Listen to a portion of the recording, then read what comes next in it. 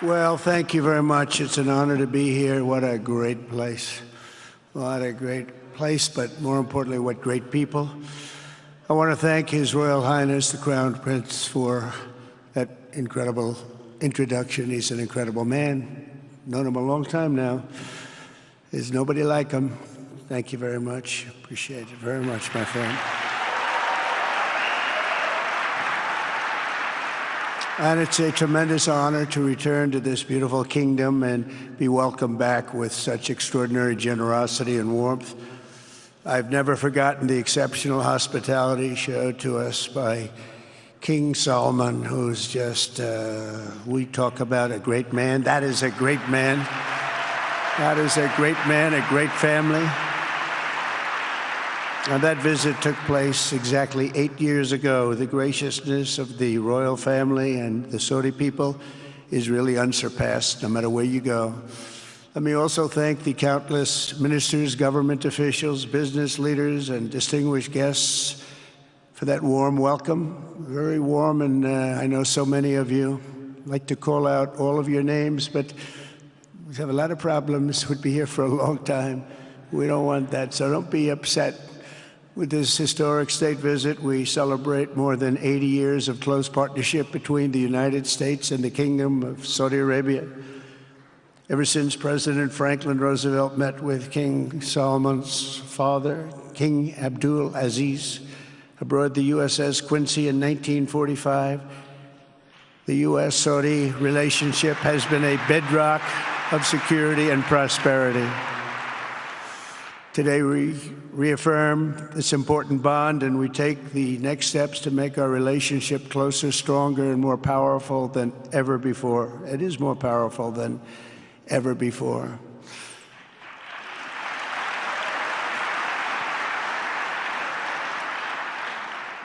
And by the way, it will remain that way. We don't go in and out like other people. It will remain that way.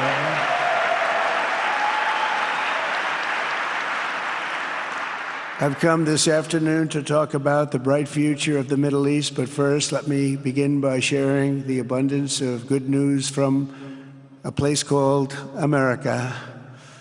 In less than 4 months, our new administration has achieved more than most other administrations accomplish in 4 years or even 8 years. We've actually done, for the most part, more. The day I took office, we inherited, thank you. Thank you. The day I took office, we inherited a colossal invasion on our southern border, an invasion like you'd never want to see here. Nobody should ever want to see it. But within weeks, we slashed illegal border crossings to an all-time low, down 99.999%. That's good, even for this great gentleman standing right in front of me. That's a good number. We had hundreds of thousands of people. They came in at the same time last year, and last month we had, in this massive border, 3 people that got in. That's quite a difference, and we have no choice but to get a lot of the people that came in because they were not the best people. They were, in many cases, very bad people. We're getting them out. We're getting them out very fast. We're bringing them back to where they came from. We have no choice. After years of military recruiting shortfalls, enlistments in the U.S. Armed Forces are now the highest in 30 years because there is such an incredible spirit in the United States of America. We have tremendous spirit again. Just about a year ago, it was a big story, front page on every paper all over the world, that nobody wanted to enlist in our military, meaning we were way under enlisted. And just last week it came out that we had the strongest enlistment. They say 30 years, but probably it's maybe ever. They don't go back that far. It's the best, and that includes police officers, firemen, everything else. Is a great spirit in the United States right now. A brand new poll from Rasmussen just showed that the number of Americans who believe the nation is on the right track, they have a right track, wrong track, is now the highest in over 20 years. And it hasn't been anything like this because for many years it was the wrong track. And I can tell you for the last 4 years it was definitely the wrong track, but it's the highest it's been in many, many years. We renamed the Gulf of Mexico into the Gulf of America. That was very popular, other than perhaps with Mexico. And most importantly for the people in this room, the days of economic misery under the last administration are rapidly giving way to the greatest economy in the history of the world. We are rocking. The United States is the hottest country, with the exception of your country, I have to say, right? I'm not going to take that on. No, Mohammed, I'm not going to take that on. Wouldn't that be a terrible thing if I made that full statement? But I will not do it. You're hotter. At least as long as I'm up here, you're hotter. But groceries, gasoline, energy, and all other prices are down with no inflation. We have no inflation, and in a few short weeks, we've created 464,000 brand new jobs. Think of that. It's almost 500,000 jobs created just in a matter of weeks. We just reached a historic trade agreement with the United Kingdom, and over the weekend we reached a breakthrough agreement with China. Both outstanding deals. China's agreed. We have to get it down. We have to get the little details down. And Scott, you're going to work on that very hard, but China's agreed to open up to the United States for trade and everything else. But they have to do it, so we'll see what happens. But we had a very, very good meeting with both of those countries. We are cutting 10 old regulations for every new regulation. We're getting rid of all of the red tape that is so many, frankly, countries, as they get older, they develop a lot of red tape, and we're getting rid of it. We're getting rid of it at record levels. And I'm pleased to report that the United States Congress is on the verge of passing the largest tax cut and regulation cut in American history. We think we're in good shape to get that. And if we get that, that will be like a rocket ship for our country. In the first quarter of the year, the investment in America was up an astounding 22%. More than $10 trillion of new investments have been announced or are coming just since the election on November 5th. So think of that. In a very short period of time, we have over $10 trillion, and it could be much higher than that. Not everybody comes to the White House to have a news conference that they're going to be opening up in America, but they're all coming in at numbers that we've never seen before. If you take a look at other presidencies, they wouldn't do $1 trillion sometime in years. We did this in essentially 2 months because you have to say we got into office and they gave me about a month to clean up and fix up the Oval Office. And after that, we started working.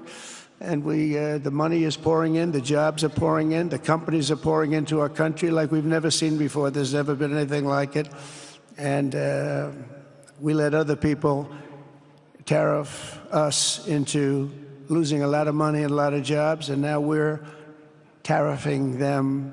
And it's at a level that nobody's seen. It's a level that is making us a very much different country and a very different Republican Party. We won a tremendous victory in November. We won all 7 swing states, the popular vote by millions and millions of votes. The Electoral College, we won by 312 to 226. Remember, they said, well, we could get to 270. No, we got to 312. That's a big difference. And very importantly, we won counties throughout the United States, 2,660 to 451.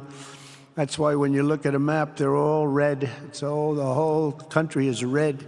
Red stands for Republican. From the moment on and from the moment we started, we've seen wealth that just poured and is pouring back into America. Apple is investing $500 billion. NVIDIA is investing, and I see my friend is here, Jensen. That's very good, wherever you may be. I thank you very much, because he's putting in $500 billion. TSMC is investing.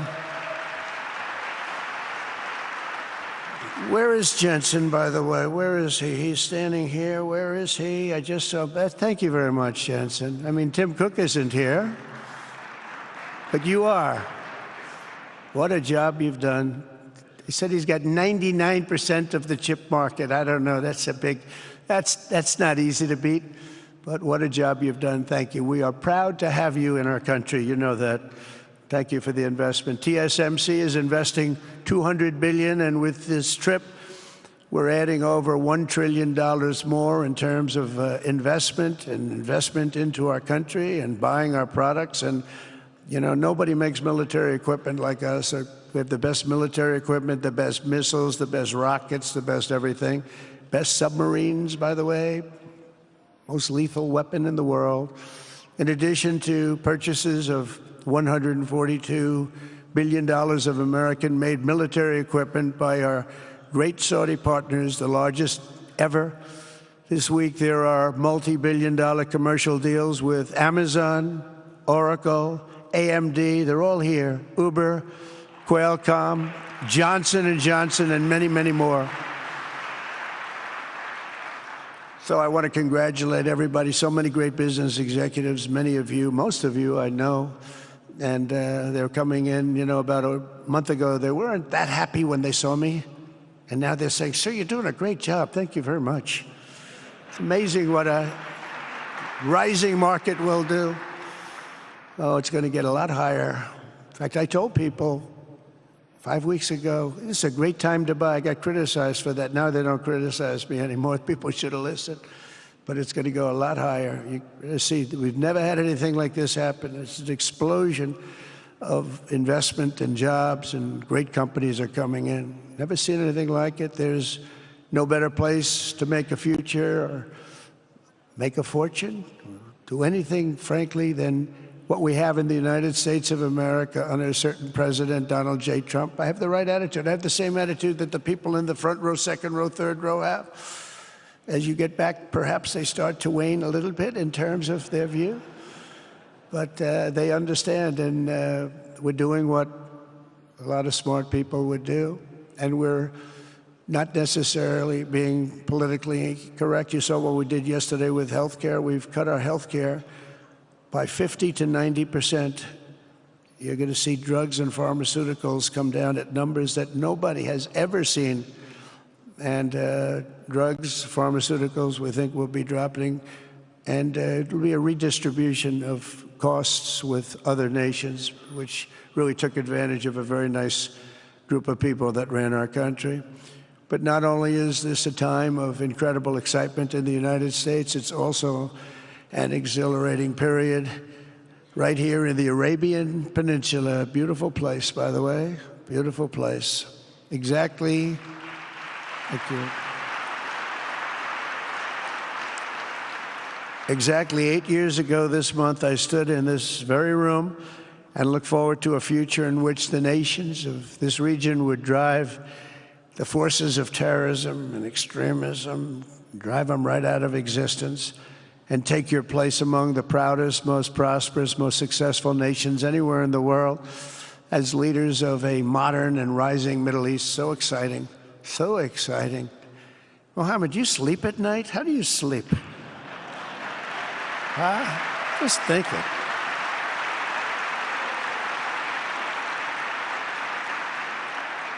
What a job. He tosses and turns like some of us.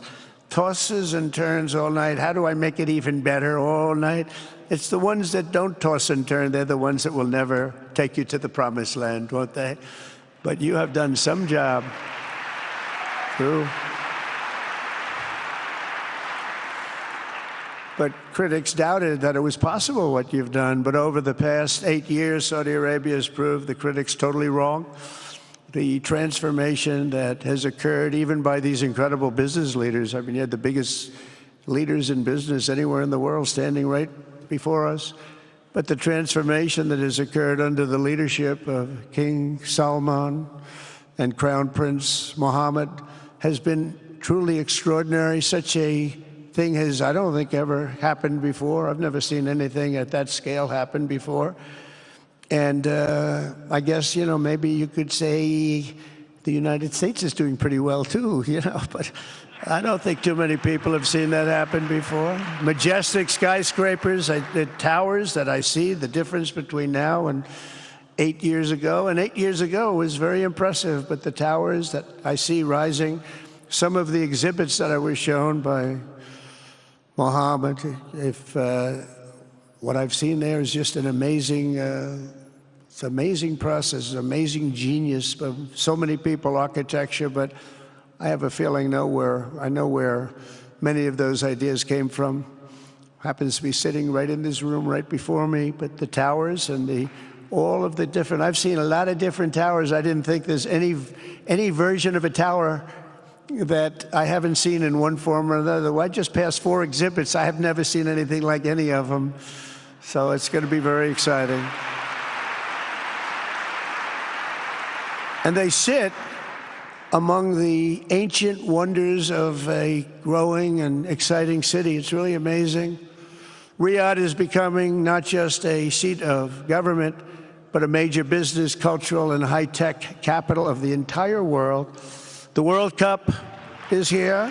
Johnny, just stand up, John. Johnny, thank you, Johnny.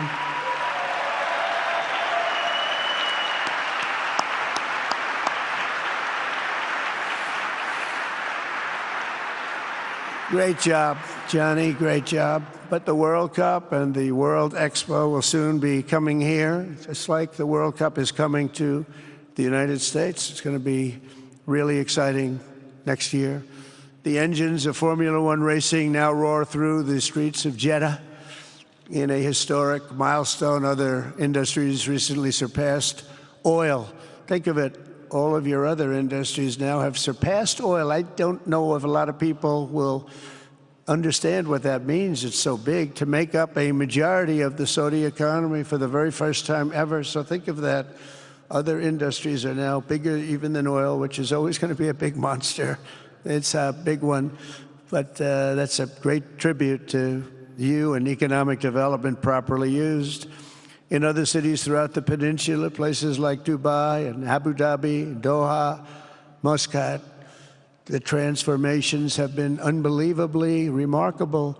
Before our eyes, a new generation of leaders is transcending the ancient conflicts of tired divisions of the past and forging a future where the Middle East is defined by commerce, not chaos, where it exports technology, not terrorism, and where people of different nations, religions, and creeds are building cities together, not bombing each other out of existence. We don't want that.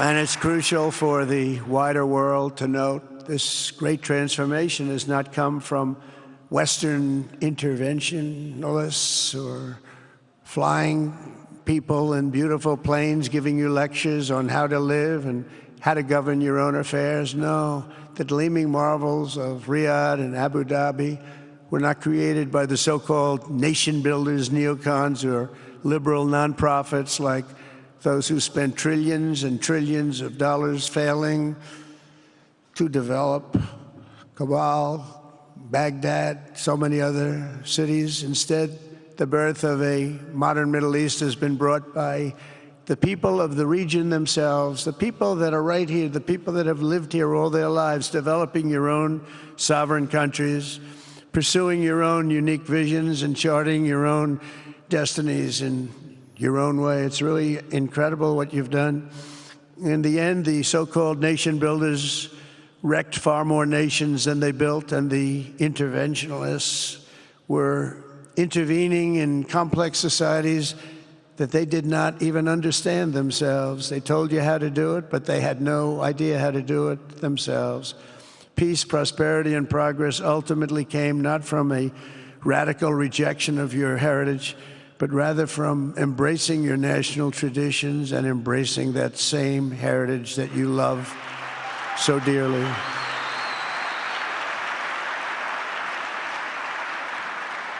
And it's something only you could do. You achieved a modern miracle, the Arabian way. That's a good way.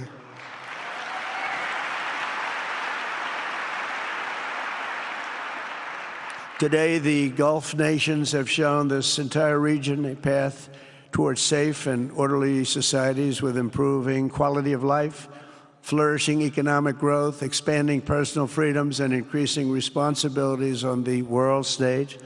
After so many decades of conflict, finally it is within our grasp to reach the future that generations before us could only dream about, a land of peace, safety, harmony, opportunity, innovation, and achievement right here in the Middle East. So beautiful. It's such a beautiful thing that's happening. I guess, the people that are here can't even really appreciate it because you see it happening, and it's when you come to a place that you haven't seen in 5 years or 10 years or 20 years that it's even more incredible. When I left office just over 4 years ago, that future seemed almost impossible, what you've done. Together we had obliterated the killers of ISIS. We wiped them out, terminated its founder and leader, al-Baghdadi. We had healed the divide in the Gulf Cooperation Council, it's a very big deal, and united the nations of the region to stand against the enemies of all civilization. We'd imposed unprecedented sanctions on Iran and starved the regime of resources to fund terror. They were unable to fund anything because they had no money left. They had no money. But the new administration came in and let them have a lot of money, and you saw what happened. It was not money well spent.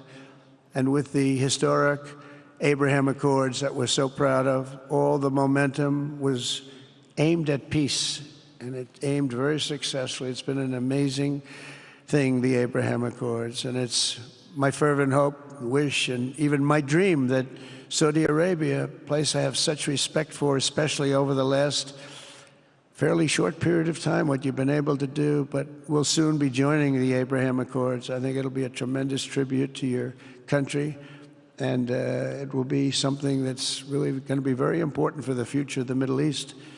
I took a risk in doing them, and they've been an absolute bonanza for the countries that have joined. The Biden administration did nothing for 4 years. We would have had it filled out. But it will be a special day in the Middle East with the whole world watching when Saudi Arabia joins us, and you'll be greatly honoring me, and you'll be greatly honoring all of those people that have fought so hard for the Middle East. And I really think it's going to be something special, but you'll do it in your own time, and that's what I want, and that's what you want, and that's the way it's going to be. When I left office, the only thing still standing between this region and its unbelievable potential was a small group of rogue actors and violent thugs seeking constantly to drag the Middle East backward and into havoc, mayhem, and indeed into war. Unfortunately, instead of confronting these destructive forces, the last U.S. administration chose to enrich them and empower them and give them billions and billions of dollars. The Biden administration, the worst administration in the history of our country, by the way, spurned our most trusted and longstanding Gulf partners, and I can say partners worldwide, one of our great, great partners, no matter who we look to, and we have great partners in the world, but we have none stronger and nobody like the gentleman that's right before me. He's your greatest representative, greatest representative.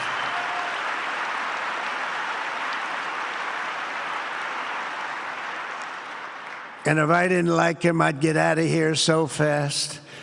You know that, don't you? He knows me well. I do. I like him a lot. I like him too much. That's why we give so much, you know? Too much. I like you too much.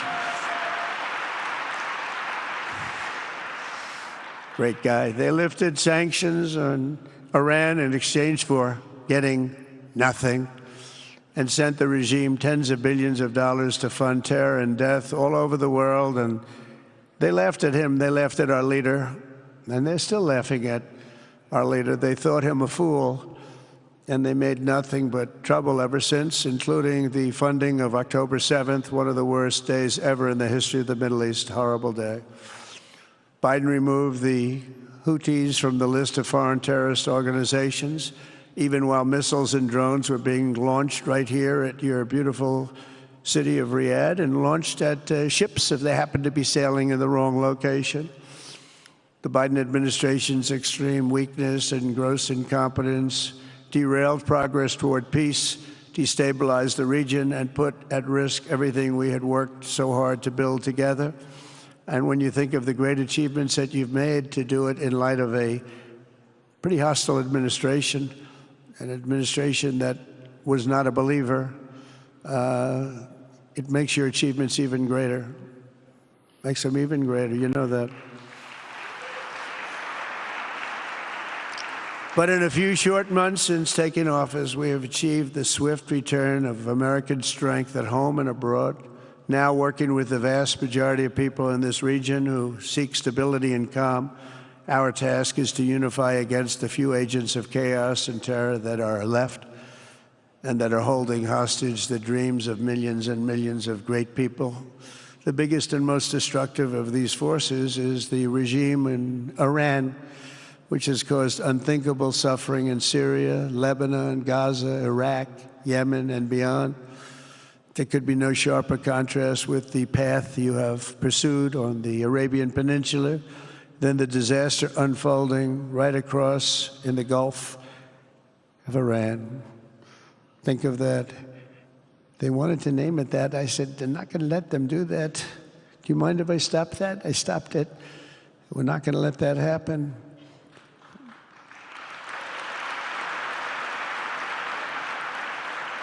While you have been constructing the world's tallest skyscrapers in Jeddah and Dubai, Tehran's 1979 landmarks are collapsing into rubble and dust. They had it going for a little while under a much different system, but those buildings are largely falling apart, falling down, while you're building some of the world's biggest and most incredible infrastructure projects.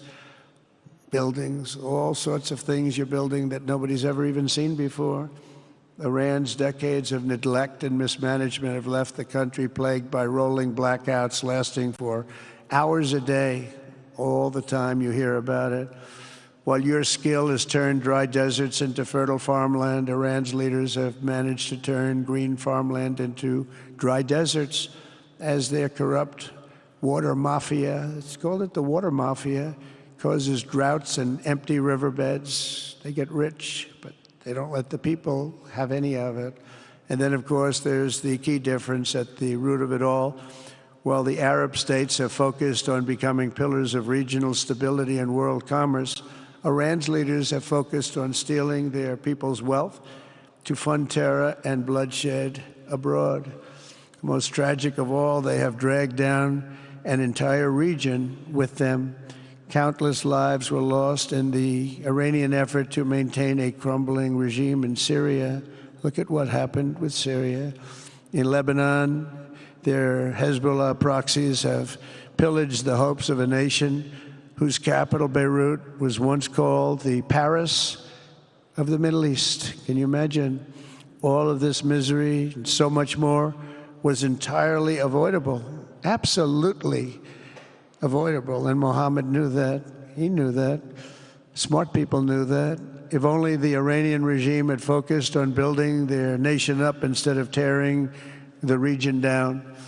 Yet I'm here today not merely to condemn the past chaos of Iran's leaders, but to offer them a new path and a much better path toward a far better and more hopeful future. As I've shown repeatedly, I am willing to end past conflicts and forge new partnerships for a better and more stable world, even if our differences may be very profound, which obviously they are in the case of Iran. I have never believed in having permanent enemies. I am different than a lot of people think. I don't like permanent enemies, but sometimes you need enemies to do the job, and you have to do it right. Enemies get you motivated. In fact, some of the closest friends of the United States of America are nations we fought wars against in generations past, and now they're our friends and our allies. I want to make a deal with Iran. If I can make a deal with Iran, I'll be very happy if we're going to make your region and the world a safer place. But if Iran's leadership rejects this olive branch and continues to attack their neighbors, then we will have no choice but to inflict massive, maximum pressure, drive Iranian oil exports to zero like I did before. If you know that, they were a virtually bankrupt country because of what I did. They had no money for terror. They had no money for Hamas or Hezbollah, and take all action required to stop the regime from ever having a nuclear weapon. Iran will never have a nuclear weapon.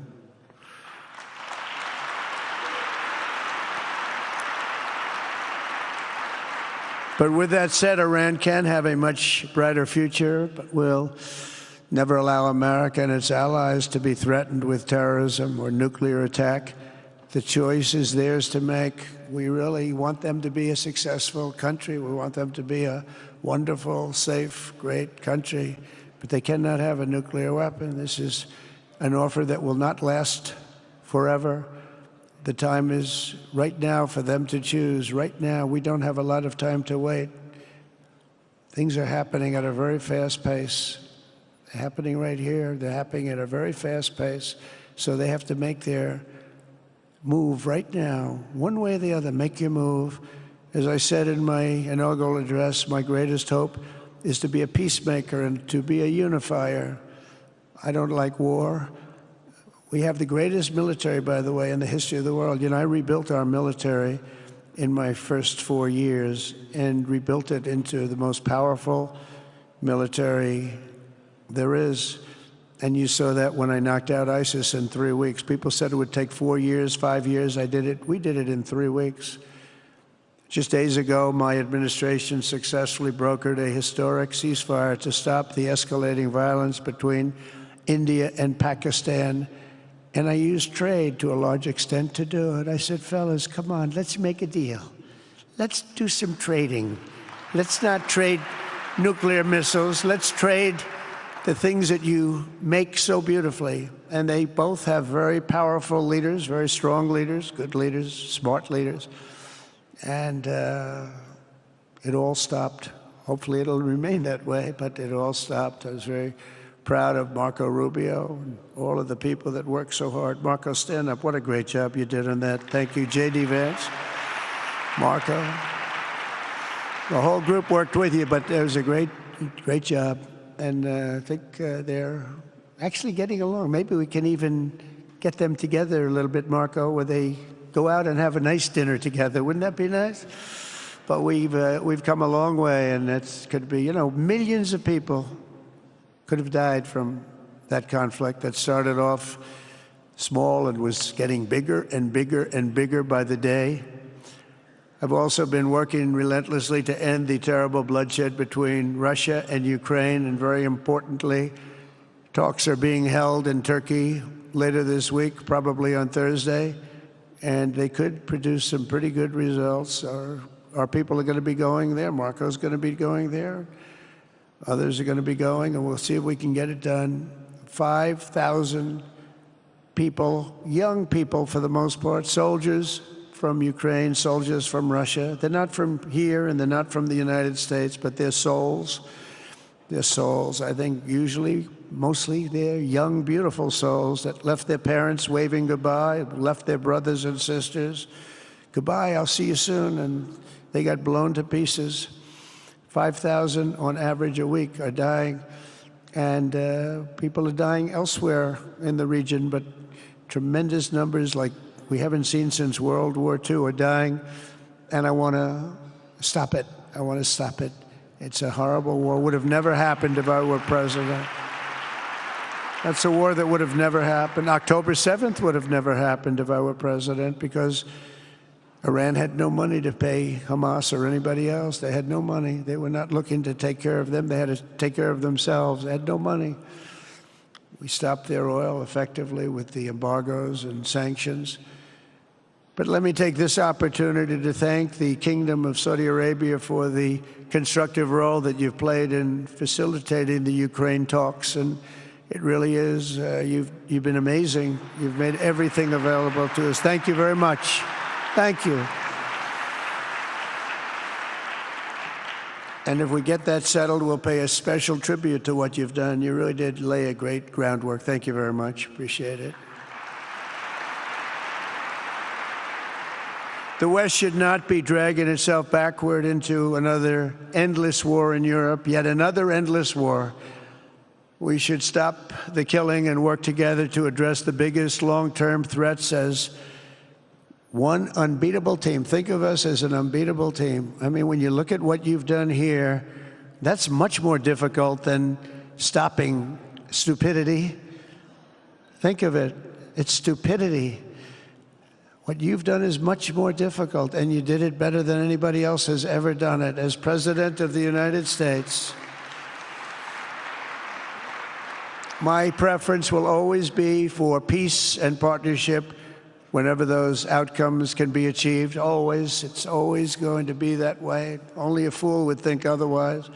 In recent years, far too many American presidents have been afflicted with the notion that it's our job to look into the souls of foreign leaders and use U.S. policy to dispense justice for their sins. They loved using our very powerful military, and now it's really the most powerful it's ever been. We just are getting a budget approved, $1 trillion, highest budget we've ever had in history for military, $1 trillion. And we're getting the greatest missiles, the greatest weapons. And, you know, I hate to do it, but you have to do it because we believe in peace through strength. You have to have the strength, otherwise bad things could happen. But hopefully we'll never have to use any of those weapons. Seems to be an awfully big waste of money if you're never going to use them, but hopefully we'll never have to use them because the destructive power of some of those weapons are like nobody's seen before. I believe it is God's job to sit in judgment, my job to defend America, and to promote the fundamental interest of stability, prosperity, and peace. That's what I really want to do. I will never hesitate to wield American power if it's necessary to defend the United States or to help defend our allies.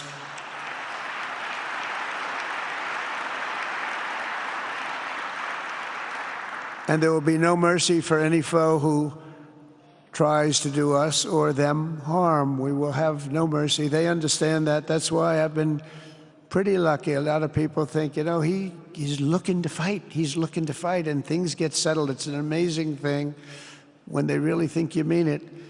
But we do. We have the greatest military, the strongest military, stronger than any. Nobody's even close. We have the best weapons in the world.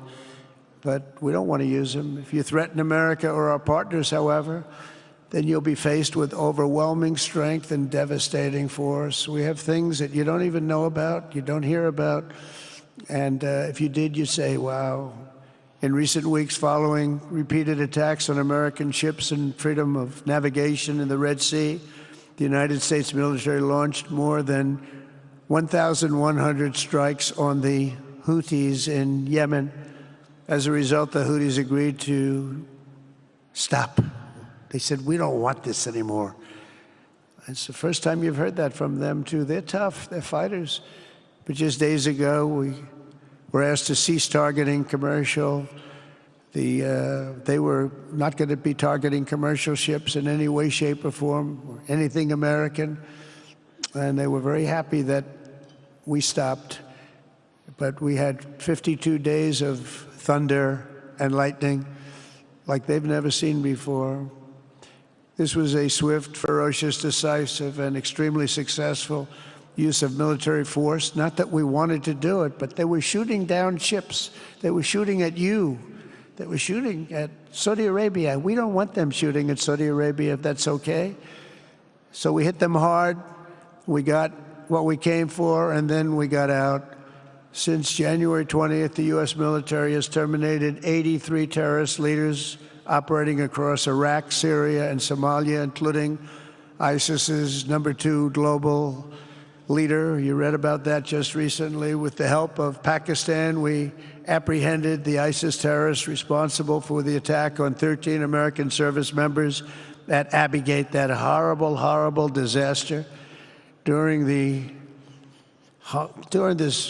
Afghanistan withdrawal, you know, that's another thing that we don't even think about so much anymore. 13 died, but 42 were horribly wounded.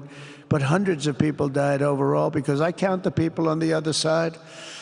Hundreds of people, just grossly incompetent. It's probably why Putin decided to go into Ukraine, something he never would have done if I were president. But we wouldn't have had the problems of October 7th if I were president. We wouldn't have had Ukraine, Russia if I were president.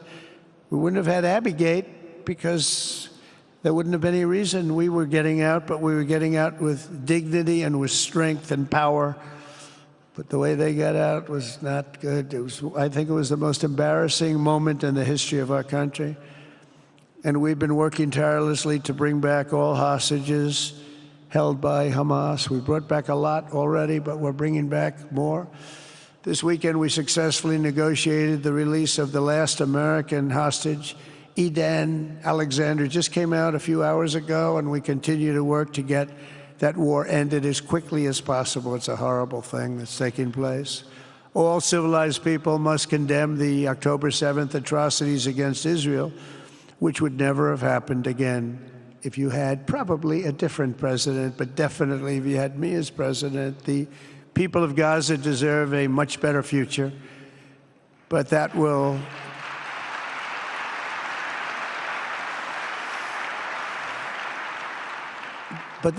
or can not occur as long as their leaders choose to kidnap, torture, and target innocent men, women, and children for political ends. The way those people are treated in Gaza, there's not a place in the world where people are treated so badly. It's horrible.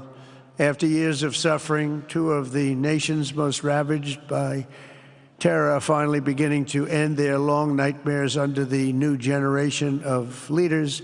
In Lebanon, where a friend of mine has just become the ambassador. He's going to be great. I said, you know, that could be a very dangerous job. He said, I was born there. I'm Lebanese. I love that country. I said, but it's very dangerous. You know, this is a friend of mine from New York.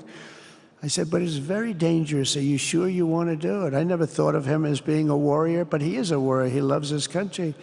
He said, if I'm injured or die, I'm dying for a country that I love. He grew up there.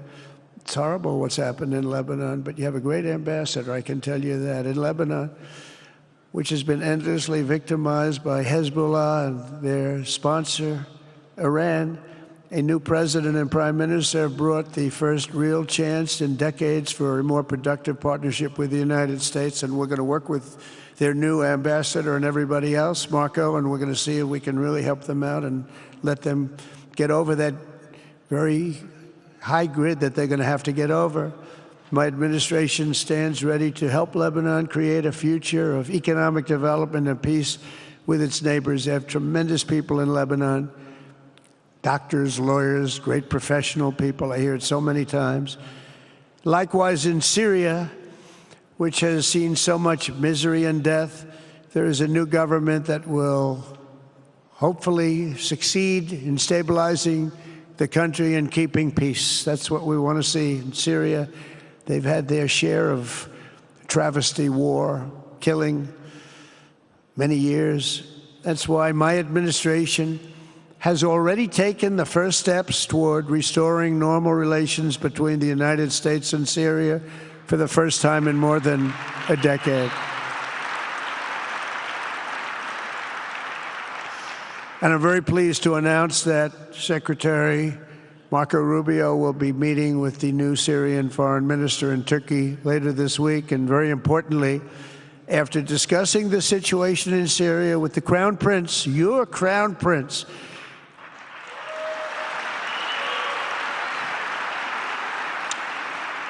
and also with President Erdogan of Turkey, who called me the other day and asked for a very similar thing, among others, and friends of mine, people that I have a lot of respect for in the Middle East, I will be ordering the cessation of sanctions against Syria in order to give them a chance at greatness.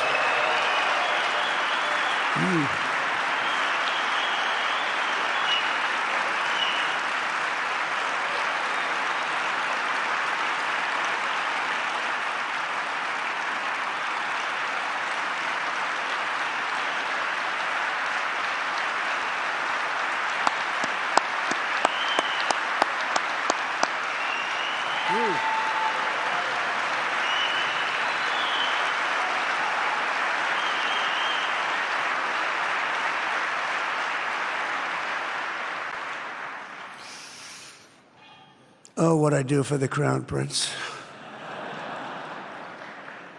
The sanctions were brutal and crippling and served as an important, really an important function, nevertheless, at the time. But now it's their time to shine. It's their time to shine. We're taking them all off, and they're going to have, I think they're going to have, based on the people and the spirit and everything else that I'm hearing about. So I say good luck, Syria. Show us something very special like they've done, frankly, in Saudi Arabia, okay? They're going to show us something special. Very good people. Everywhere we can, my administration is pursuing peaceful engagement, offering a strong and steady hand of friendship to all that will take it in good faith. Together, we have made unprecedented strides and tremendous progress, and we're still just at the dawn of the bright new day that awaits for the people of the Middle East, the great, great people of the Middle East.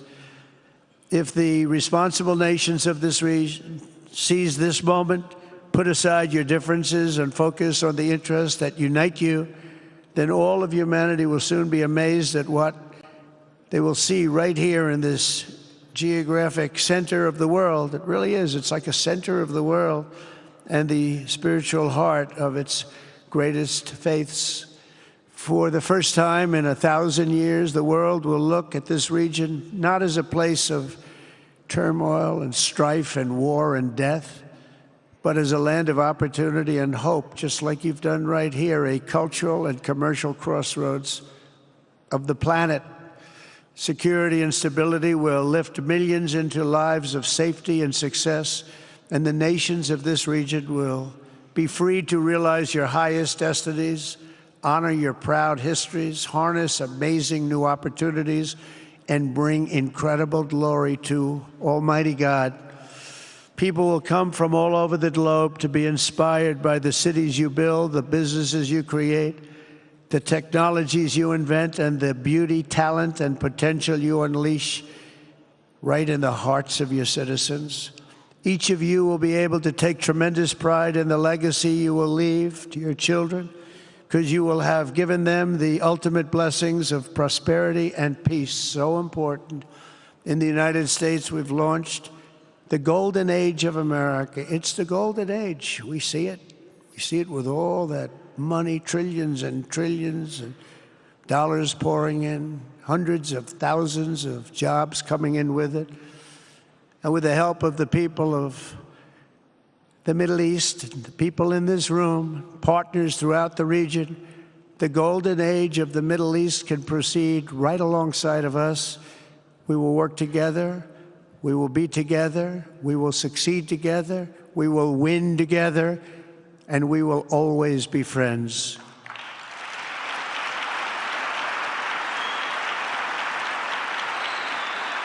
Thank you.